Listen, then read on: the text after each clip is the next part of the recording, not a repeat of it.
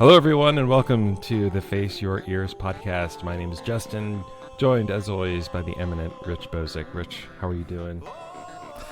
Top of the morning to you, sir. Thank you.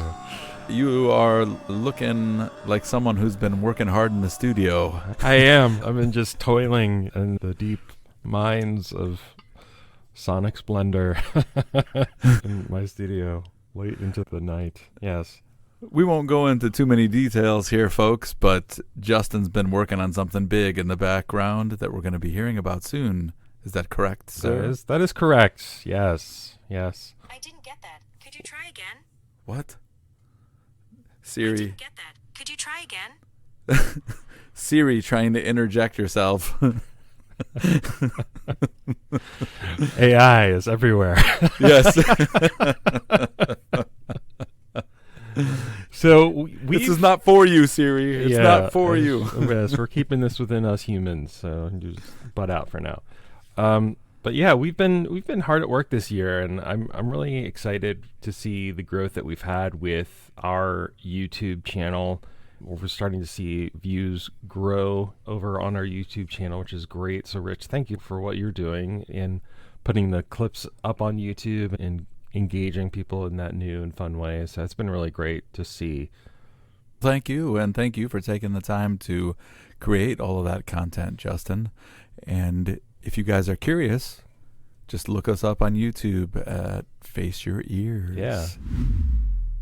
As we do every year, we are now in that time of year. We're going to reflect back on the year. As the title. Can you believe it? Another year. Yes. Another year come and gone. Wow. Feels like Face Your Year 2024 was happening just yesterday, but here we are. Yes. I'm going to hop into it. We're going to do a series of questions here to close out the year. Can you tell me, Justin, what is your studio highlight of 2025? Gosh, there's so much that I worked on. But one thing that was just different for me that really sticks out is a pop single I worked on with a singer-songwriter named Brooke Ari. We did a song together called The Verge of Loving You. It was really fun. It was just so different from what I normally do. It's my regular music is dark, electronic, industrial stuff. And so somehow I pulled out this fun, bubbly pop kind of song, and she was terrific. Her voice is amazing. She was so fun to work with, so that was definitely a highlight for me. How about you? The track did sound good. Good work to both of you. And Brooke is actually a Bozic Voice Studio client. I've been working with her for many years now, so it's a pleasure for me to see you guys get to do your thing together. So for me is basically overhauling the aggregate of all of my interfaces in the studio, getting that organized. I think this past year we discovered that the chassis that I had to give me more DSP power with my Apollo was defective. There was some corrosion. Didn't realize it at first, but then with Justin's help was able to create an aggregate device basically using loopback. Once again, my praises be to Loopback. Yes. Thank you, audio gods, for gifting us this wonderful tool. I can't believe no one else is doing that. Yeah, it seems like Loopback has the market cornered on that one. Yeah, it's great. Yeah, Loopback is basically, it's like aggregate software, right? Like I guess technically you can do it built into the Mac OS, but it's nowhere near as intuitive or as reliable, and it's just better to allow you to aggregate audio interfaces together so that your software sees it as one device, right? That's the whole point of it. But yeah, it does it so well. Total game changer for me. It cleaned things up and allowed me to do things seamlessly. As we reflect back on this year of toil and creative endeavor in our studios, what did you learn in 2025 that needs improvement going into 2026? I think what I want to do moving into the new year is I want to get more familiarized with all of the UAD plugins that I acquired last year. Yeah. How many are there? There's like dozens of them, right? Yeah. It's one of these like packs that they have. Yeah.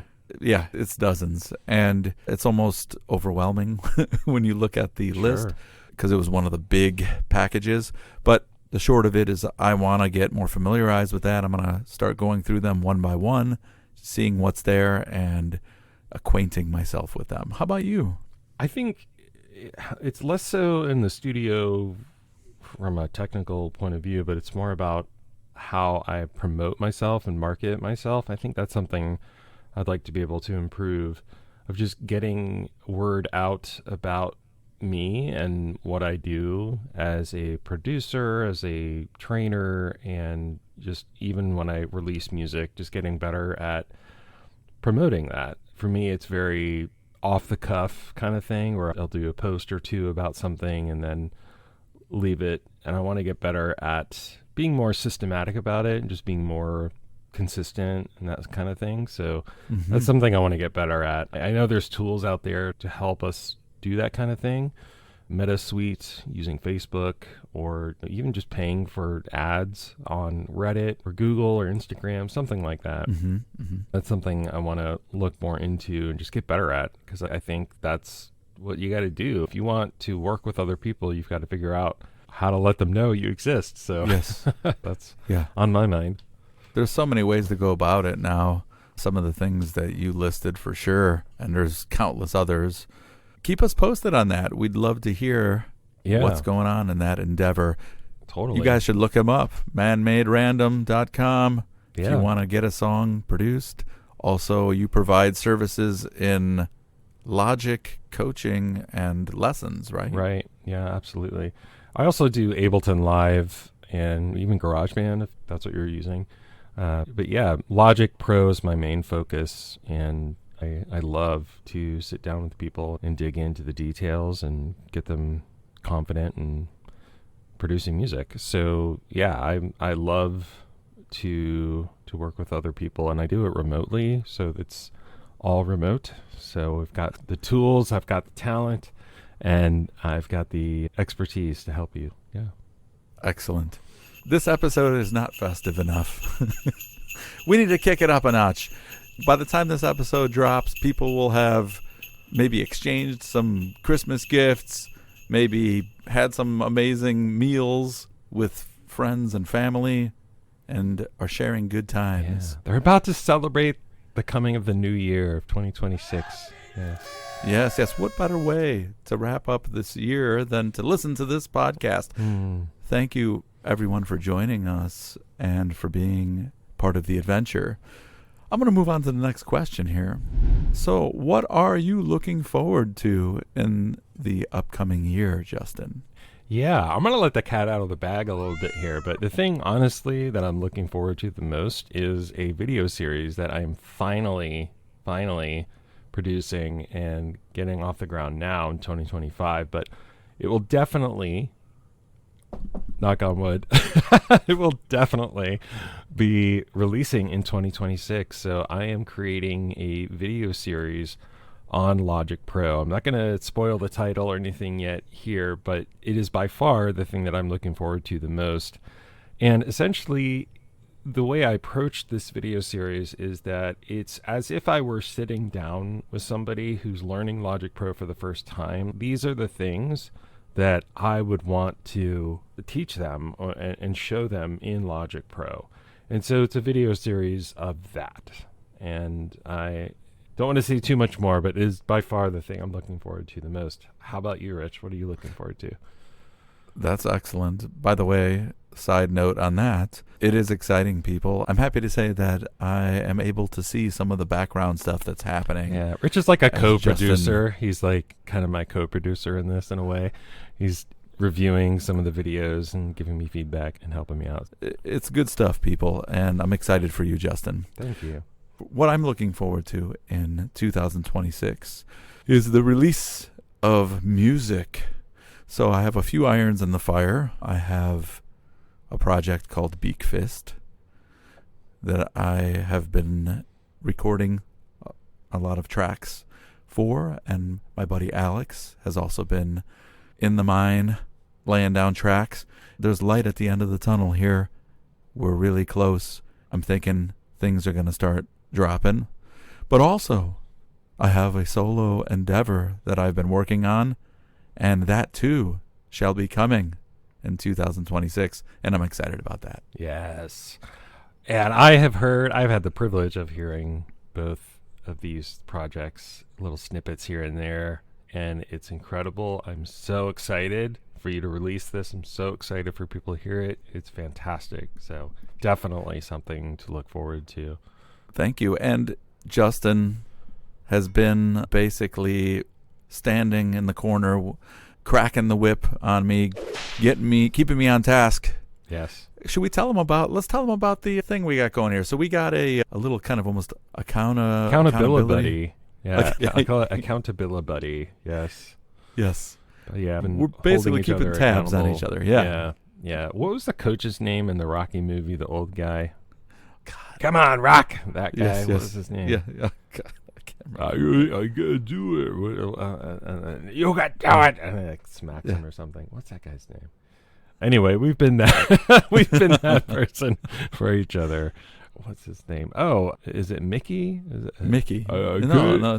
Is Mickey the friend? A gruff but caring trainer and manager portrayed. Oh yeah. Oh, there you go. Yeah. Okay. Yeah, Mickey Goldmill. He calls him Mick, I think. Yeah. Anyway, been each other's Mick.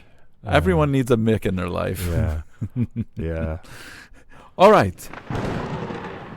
It is time. It is time once again. We have arrived at the lightning round. So we're going to do a quick series of questions, quick hits of questions, quick hits of answers. And I'll start us off here in our lightning round here, our Face Your Ears episode for 2025. So, Rich, are you ready? I'm ready. All right. Bring it on. Start it off. What is a new band / artist discovery of 2025 that you wanted to highlight? Today, I would like to highlight Unleash the Archers. Oh. It's a band I actually heard of a while back, but I really dug into that band a little more. It's basically metal, but it's got some fantasy aspects to it. Great band, amazing vocals, awesome guitar riffs, guitar solos, good stuff. How about you? One artist I wanted to highlight is an independent artist from Europe named Schluck. Schluck is like this very aggressive industrial electronic project, and I love it. He's awesome. I actually have become friends with him too through Instagram. So he's a small independent artist, and he's a part of a collective of industrial electronic musicians that I'm friends with. But his music has really stuck out to me this year, and it's really cool to like actually get to know the artist and hear their music and just be a part of the journey with them. So Schluck, and we'll include links, of course. So that's been Excellent. Been one of my new band discoveries of 2025 that I've really loved. Excellent. So what is a new plugin / software / app discovery for you in 2025? Definitely Space Blender. So Space Blender is a plugin from Soundtoys, and it's just this otherworldly, to call it a reverb is just doing it an injustice, I feel like. But it just creates these really ethereal, kind of trippy reverb effects. That's lack of a better word. Everything from a reverse reverb almost to just really huge, long, like you're in outer space effects. So I really love Space Blender. It's been a lot of fun to use, and it creates these really big, long reverb tails, and you can freeze them so that they're infinite, which gives you really cool effects that you can play with. So if you ever think about a reverb, usually it tapers down, right? It's that big kind of sound, but with this you can freeze it, and it's that sort of big tail, like frozen infinitely until you release it, and it's awesome. It just sounds really good, but it also does like subtle coloring on like vocals and stuff like that really well. Love Soundtoys, and Space Blender is definitely my go-to plugin this year for creative effects. How about you? The one that I discovered this year was Restem. It's actually a stem separator for drums. In that project Beakfist that my buddy Alex and I are in, we had some issues with the way the drums were recorded. We did acoustic drums. We hired out a studio musician to record the drum parts. You could take a recording of a drum kit and you can get in there and separate the individual pieces of the kit. So that was very helpful and a cool new discovery. Nice. A stem splitter for drums is so unique. Like usually when we talk about stem splitting, it's for a fully produced song to break down just the drums in general, the vocals, the bass, the guitar, etc. So it's really cool. I didn't realize there was a tool out there that was that surgical that you could apply to drums, which I could see being extremely helpful in many different situations, from remixing a track to tweaking a drum recording. There's so many applications. Very cool. So, Rich, what is a new Logic hotkey function feature that you discovered that you want to highlight and share with the people? This is probably old news to a lot of people, but for me, Control plus X, the strip silence function, was something new that I discovered this year. Yeah. That helped me get in there and clean up some of the recordings that I've been doing for some of these projects. Yeah. That's awesome. Such a time saver. Just keyboard commands in general. I feel like a wizard. Just navigating through quickly and easily. But yeah, that's a great one. Stripping silence. And one thing I really like that I've learned about this year is in regards to the mixer. So if you dig into the mixer a little bit more, if you go into Logic Pro's mixer and you go to the view menu, there's I want to say it's called like show components or something like that. There's a couple things there that I found and I'm like, oh, that's really cool. One of them is you can show the track number in the mixer channel strip, which is handy. Track 1, 2, 3. It helps with shorthanding conversation about a project. I think if you and I are working on a project, I can say, oh, track 3 if we're looking at the mixer versus funky bass 47, and you're like, what? Like it just creates like a shorthand, which makes communication easier and even just navigating through, just keeping things straight. Another element in the mixer that I didn't know about until this year that is really cool is you can actually show your track notes in the mixer. So in Logic, you can actually add a note on a track by track basis. That's helpful to remember certain settings or things you want to try, etc. You can reveal that on the mixer, which is really handy because if you have it just on the track, like over on the side, it goes away as soon as you click on another track, right? And so by having it revealed in the mixer, it's front and center all the time. So all of your notes for each track show up all the time when you reveal this. So open your mixer, go to view. I think it's you manage mixer components or something like that. And you'll see there's an option for reveal track number and for show track notes. So super handy. It's like one of those buried features, but I came across it one day watching a YouTube video, just casually. Some guy was like, oh, let me put a note in here. I was like, what? That's a thing? That's awesome. There's so much to uncover in Logic. Gosh. Yeah. What workflow advice do you have? I think this applies for anything, is just have a plan in place. I think that's really important. Something I've done, like I mentioned the video projects I'm working on, but one of the ways I've been really successful with that is having a plan and knowing exactly what I want to do when and prioritizing things and executing on that plan versus going half-cocked, like willy-nilly all over the place. It's easy to get discouraged that way, I think. Like when things are feeling really good, a plan feels like, I don't need a plan. I can just throw caution to the wind and just freestyle this and I'm having fun. But I think having a plan in place is good to fall back on when you don't feel that way, and maybe when it does start to feel like work and it does start to feel like a grind. I think having that plan is helpful. And also just going back to having somebody there to navigate the project with, I think is important. That's something that I've learned, is that like having somebody in your corner to just share ideas with and talk about the project with and that sort of thing. So more of a, I know it's not a specific nitty gritty technical workflow thing, but it's something that has really struck me this year is that being very thoughtful and intentional about how you approach work is important in completing it. Cool. Mine is piggybacking on Logic, is using colors to organize your project. Simple little thing, just Option C, and you can get in there and organize all of the tracks via color. Now, what I do in my projects is I try to associate the color with the instrument. For example, I'll use violet for the voice lines, and you can be creative with that, whatever association you want to use with the color versus the instrument, just so you could easily look up, oh, I'm looking for all the vocals. You find violet, boom. You could also use the track stacks, and you can color code the track stacks as well. And even that sometimes the icon will change color too with it, so your eye can catch it easier. So there you go. Nice.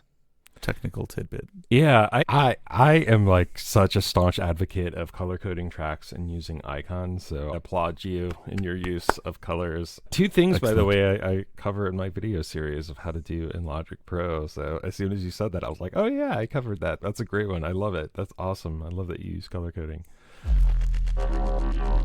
And we have to talk about it, right? Because it's been the year of AI. But Rich, what soul-crushing AI development are you least excited about? We don't want AI to yet again co-opt another thing, so I won't go on forever. Yeah, about we could this rant stuff. Yeah. for hours on this, but Yeah. Let's see here. I would have to say it happened recently, actually, believe it or not. There were other things, but when I think about the one that was the most, I guess, soul-crushing, as you call it. egregious. Yes. It would have to be the recent Ace Studio update of prompt-based songwriting, which generates a song based on prompt. And normally one would look at that and be like, oh, it's harmless. Just a little thing, a little toy to make some songs. But I just know that now we're going to get flooded with all of this AI prompt-based music that's just going to flood everything and just dilute the pool of an already difficult ocean to navigate. Yeah. I think honestly, I was thinking along the same lines that like prompt-based, really anything in AI, but especially music, I feel like just because it's so near and dear to my heart, but prompt-based creative output is just soul-crushing in general. It's just slop.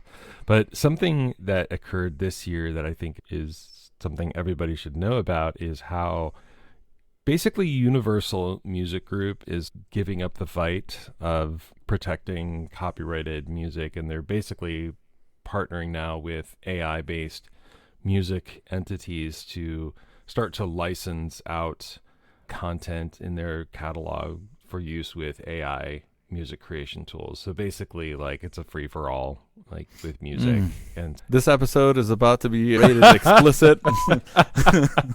so that's something that I'm not very excited about, to see that, like, Universal, one of the biggest players out there in the music industry, is saying, oh, okay, we're not going to try to sue for copyright infringement. And what it comes down to, for those not aware, is that these AI engines take copyrighted music in to generate their AI output. And so that basically means that, you know, in the future, we could take any pop artist stuff and remix it and do whatever we want with it, which is like novelty, I guess, because they're going to get paid anyway. But for the lay artist, if you will, the lay person, it means their music. Yeah, it means everyone's. Yeah. So when you already weren't compensated for what you did, now you can big AI can now come in and swoop in, and just some person at Universal or whoever you were talking about with one word can now use all that stuff. Wow. Okay. We can't dwell on this too long because this is supposed to be a happy we're celebrating episode. Yeah. But yes, I'm sure there'll be more to come from us this year on the AI front, because it's an emerging, constantly chaotic topic. But what else? What else is going on, Rich? What is your favorite Face Your Ears episode of the year? I have to say, it's getting to meet with Mark Matthews. The Mark Matthews episode was definitely my highlight, my favorite episode of the year, because he's just such a sweet guy and he's just fun to talk to. I had so much fun meeting with him and just getting to know him more like through that episode. So I thank you again, Mark, for working with us and being a great friend to this podcast. But it was a blast having you. I think just having guests is always fun because it changes things up and gives us a fresh perspective. And so that was definitely the case with Mark. But Mark is such a cool, special individual and so talented and knowledgeable. It was a real boon to have him. It's a word I don't get to use often enough, but it was. 'Twas truly a boon. Yes. Mine was, that's a great episode that you were talking about. Mine was episode 35, producing on a budget. What I liked about that one was the $1,000 challenge where we had to put together 2 configurations. I thought that was fun. That was. So there you go. That's my favorite. Nice. What about going forward into the year? Is there an episode or series of episodes you want to tackle this year?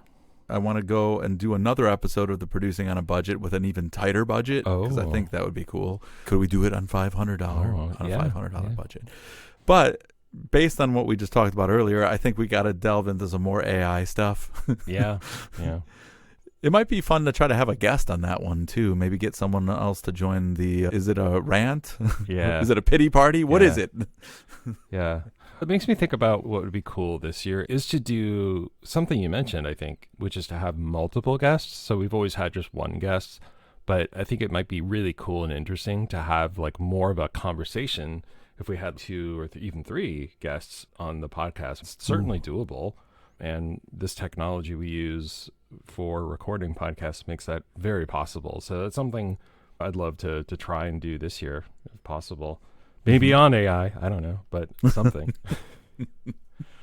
AI will be involved somehow, don't you worry. It's unavoidable. What is something that goes on behind the scenes that listeners might find interesting with the podcast, of course? Yeah. One thing I wanted to mention in this regard is Descript. So we use Descript to edit our podcast and to create our video clips.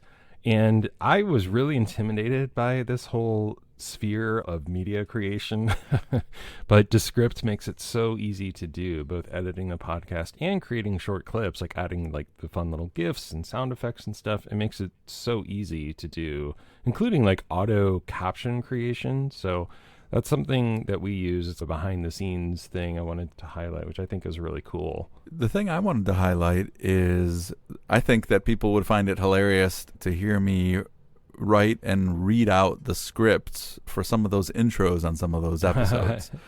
So mainly the ones that we've done in the past here, episode 40, episode 29, and episode 20 have skits in the intro. But the process itself is probably hilarious because I'm trying out different voices. I'm trying to figure out how this character is going to sound. So that would be something behind the scenes that people might find interesting. And who knows, maybe we can release some of that at some point. Yeah, we'll see. Yeah, who knows? Maybe a new character shall emerge this year. Yeah, we'll see. The next question, what has been the most challenging thing about producing the podcast? I want to do more episodes, but it's hard to find the time with everything going on in life. That's the most challenging thing. It's fun to do this, but there's just not enough time. Yeah, I think that's true. And I think it also, I'm human. It can become a bit of a grind, the toiling away of editing. But fortunately, I've gotten much better at it and faster at it. And I can now edit an episode in a matter of hours, whereas in the past it took a matter of days. But, you know, sometimes I have to psych myself up to be like, okay, I got to get this done, and I'll procrastinate. But then when I actually do it, I'm like, oh, that wasn't bad at all. That took no time. So I think that's part of it. And yeah, I would have to agree. I think like it would be fun to do more. And hey, if you guys want us to do more, let us know. That would be a huge mitigating factor in all of this. If you all want to hear from us more, we could certainly make it happen. It's not impossible, but that would be quite a motivator to hear from our audience. they want to hear more. But yeah, I agree with you. There's a lot going on in life. If you've done something a million times, it becomes work, right? I enjoy it. I love doing the podcast, but it's work, right? And so I have to make sure I sit down and have the time dedicated and the mind space dedicated to think, okay, I'm now going to sit down and edit this podcast and just be in that zone. But yeah, I think at the beginning it was like, oh boy, like I'm doing my podcast. This is really fun. And eventually it becomes just kind of part of the job of, okay, I have to edit this thing. And it's always a joy when it's done and I send it to you, Rich, and you're like, this is great, print it. Yes, that's always a moment of joy, always. But editing out, filler words and silence and mistakes, like eventually it becomes this part of the grind. But Sure. Well, that concludes this episode of the Face Your Ears podcast. Justin, thank you so much for joining me today, and I appreciate you. Thank you. Thank you for everything you do from the editing and from all the awesome ideas you bring to the table, and it's just great to talk to you. Likewise, Rich, thank you so much for everything that you contribute to the podcast. It's a joy to work with you. And I look forward to 2026 and bringing even more episodes to our audience. So happy holidays to everyone. I wish you a happy new year. Thank you so much. And we'll talk to you in the next episode. Bye for now. Bye. Thank you for listening to the Face Your Ears podcast. If you found this episode entertaining and informative, be sure to share and leave a review. Also, check us out on social media and be sure to like, comment, and subscribe. For more information related to our podcast, head on over to www.faceyourears.com. Links can be found in the show description. And remember, whether you're a musician just starting out or a seasoned professional looking to talk shop, it's time to face your ears.